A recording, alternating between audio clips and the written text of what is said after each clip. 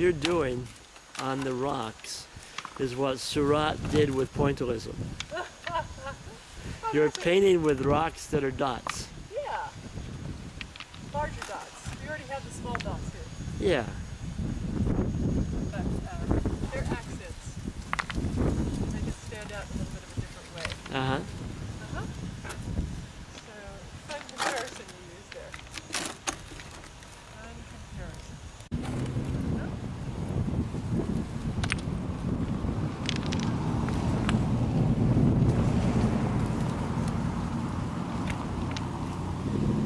And also the color. All these stones have very distinct colors. Mm-hmm. So, helping bring various other colors into the small Noyo stone or river rock that was used in this is mainly gray. And these have a lot of pinks and tans. So it brings in a whole range of color that helps then blend this gold fines. That's, Tell me about gold fine. it's basically crushed granite. And Uh-huh. it can be compacted Uh-huh. to be one of really nice surface for like a pathway, like you look at it here. Right. This isn't going to scatter all over the place like gravel. Mm-hmm.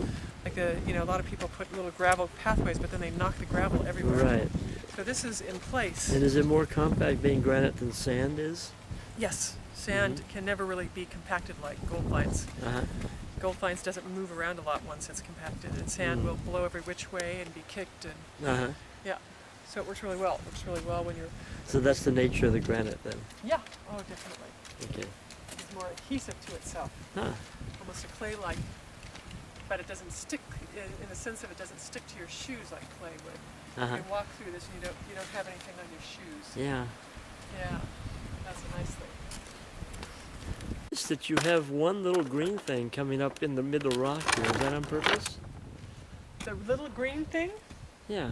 coming up. Tell me, what are you looking at? You're about to step on it. No, turn around. Oh, you're looking at this side? Yeah. This side is the neighbor's. Oh. Yeah, so this is the definition of the property line. Ah. See, we ran this in the neighbor's stream so that it actually looked like... So it looks like it's all together. Yeah, exactly. Ah. Exactly. Well, I can't really quite be, that's actually a native. Mm-hmm. That little green thing you're referring to is Yeah. a blackberry. Okay. And what's that red thing behind you? I don't think they put filter cloth underneath there. Ah, so you put filter cloth Oh, in. yeah. And that keeps the weeds The from weeds coming. from popping up. Ah, what's the filter cloth made out of? It's sort of a combination of polyethylene fibers. It's got some natural fiber in there, but it's mainly synthetic, and it's what the nurseries use when they've got. So is that non-permeable then?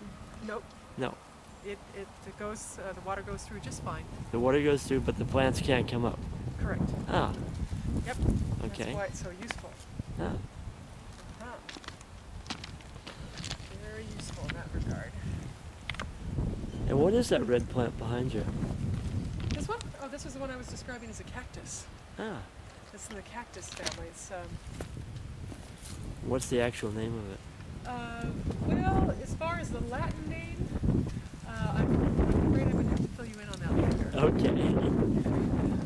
What do people mostly call it? Well, it's an unusual variety, and I go for different unusual varieties, and this is one that just came to the market less than a month ago. Ah. Okay, again, I gave it to my plants for a whole year, so if one doesn't make it, I'll replace it. Yeah. But, I find that people really like to have new and exciting varieties, and so I have to take chances. Yeah. So, yeah, in this case, this comes from the Southwest, and it's very durable, and it can certainly handle the climate here in Santa Cruz.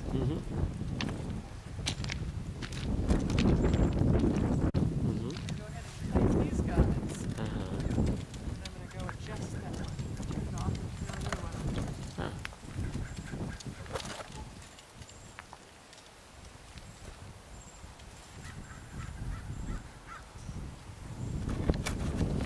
And this riverbed, Dry Creek bed, the other thing we did kind of an experiment. We had some of the extra high Sierra ledger, so we used it to define some of it. Mm-hmm. And then we left these other sections open.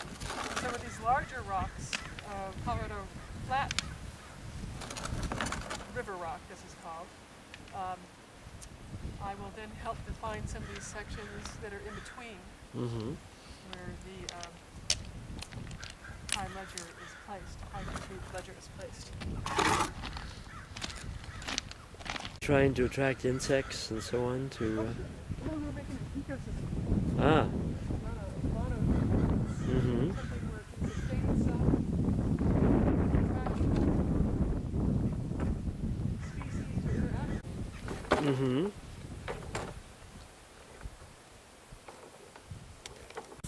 Mm-hmm.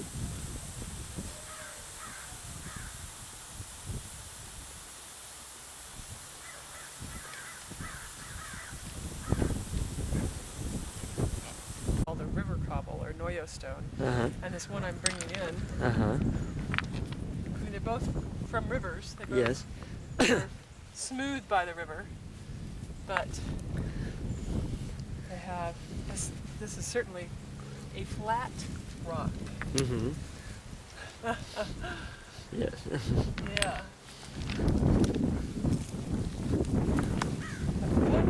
Good to work with.